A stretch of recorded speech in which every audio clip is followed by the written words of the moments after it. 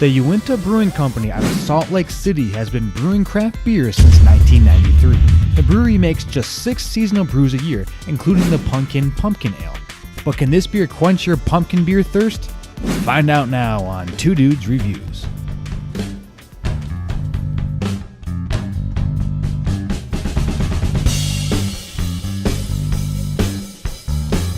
What up, guys? Yeah, today we have Uinta.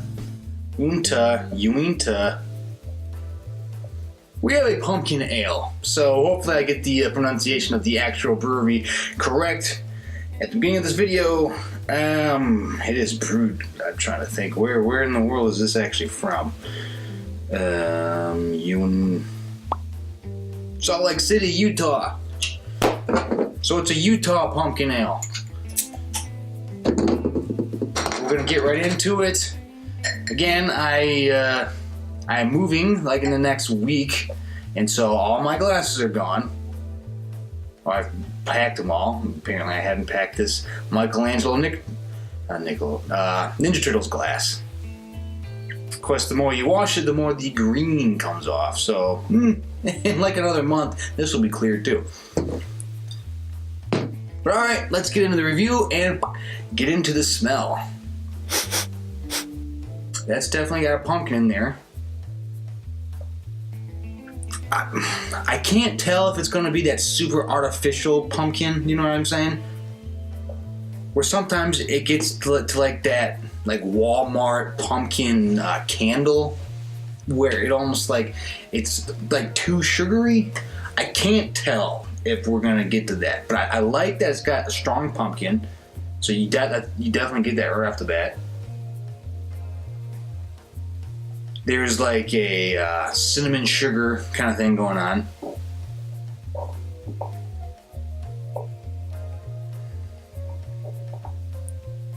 Maybe a little nutmeg in there?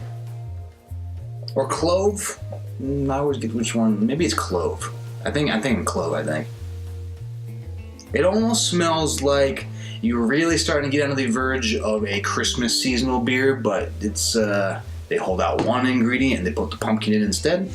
It's not necessarily bad, but I'm digging the smell for the most part. I'm crossing my fingers they don't go over the top with the sweetness, but I will recommend it on the taste. And so, all right, I'll recommend it on the aroma. Let's get into the taste now.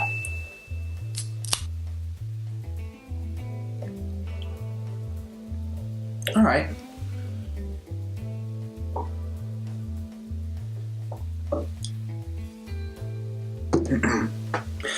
Alright, not too bad. It's not super over the top of sweet. That's good. It's pretty crisp. It's pretty clear at the front end. I guess I was expecting it to be a little more maybe nutty. Not much of that. It's very, very clean at the front end. And then once it hits after the tip of your tongue, it gets more into that pumpkin sugar. Pumpkin cinnamon sugar. The cinnamon sugar is not quite over the top, so that's good. I think they easily could have overdone it on the cinnamon sugar, that aspect of it, but they didn't. I think they held back just enough to make it an enjoyable beer where you could drink more than one and not feel like you're getting a headache from too much sugar. So I like that.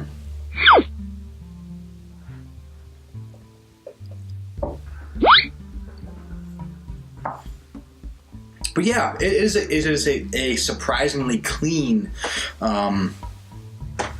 beer. Again, it very much tastes like almost like your lighter Oktoberfest beer, but it's almost, yeah, you take like an Oktoberfest Marzen, very light, and then you take a Christmas beer, sprinkle a little pumpkin, and have it all meet in the middle, and that's kind of what this thing's got going on. So nothing's overpowering, nothing's over the top. It's just enough pumpkin for it to be good without it being just like too much pumpkin. So I like it for the taste. I'll recommend it on the taste. Our next category is value for price, and honestly, this was not bad. Side note: I like this paper. It's a thicker. It's almost like that fancy paper you'd get for your when you're applying for a really high-end job and you want to use that like super thick, like coarse paper, not the printer paper. That's what this feels like. Anyways, all right, value for price. You know, it's your basic microbrewery price. It's not super crazy. It's not over the top. You know, there's some microbreweries where I don't know if they're using like gold in it or something.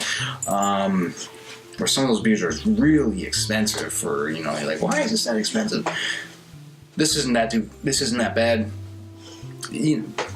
It's not too different from any of the other microbrew beers that you're gonna be paying or buying, whatever. So it's fine. It's not crazy. So I'll recommend it on value for price. All right, next category. Next category is distinction.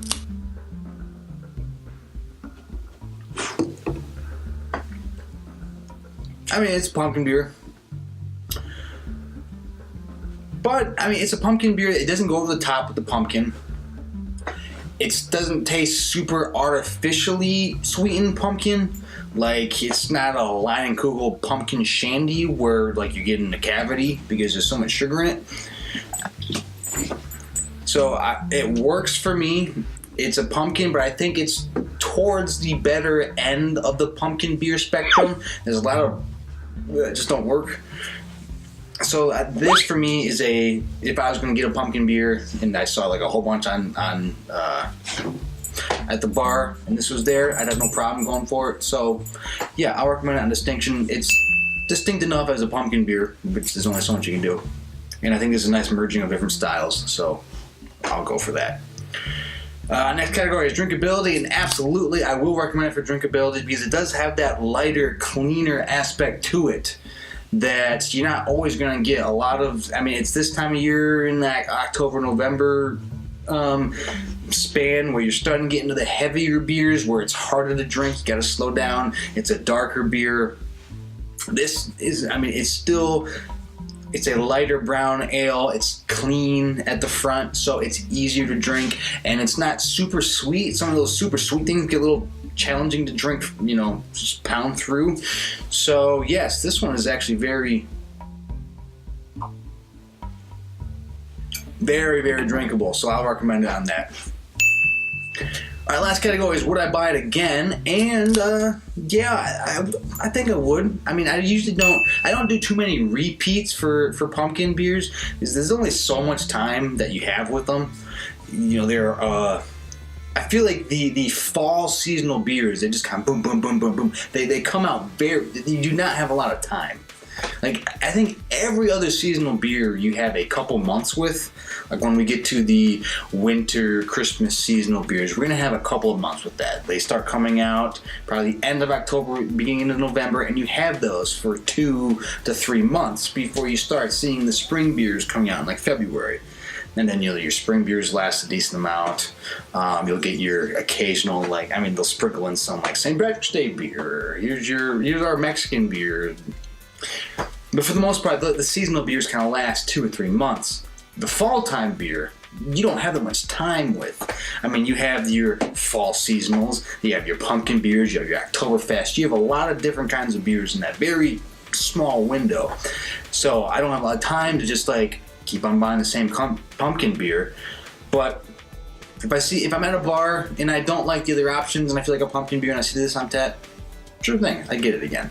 And if somebody asked for me to pick up a pumpkin beer, and you know, it's so hit and miss with certain pumpkin beers, I'd want to make sure I got one that at least tasted okay that we could enjoy.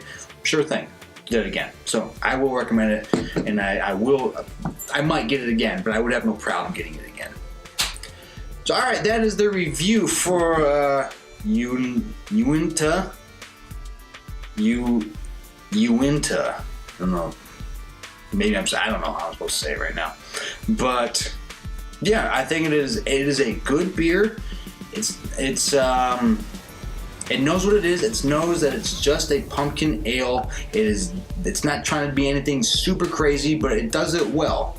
So I will recommend this beer. Give it a check out if it's around your area. It's out of Utah, so I don't know what the distribution is, but check it out. And If you've had it before, let me know in the comments. If you could like and subscribe, that'd be sweet. And yeah, if there's other pumpkin beers you want me to check out, let me know. I'll try to get to it in the short amount of time that I got. But anyways, so for myself and for Uinta Pumpkin Ale, take it easy.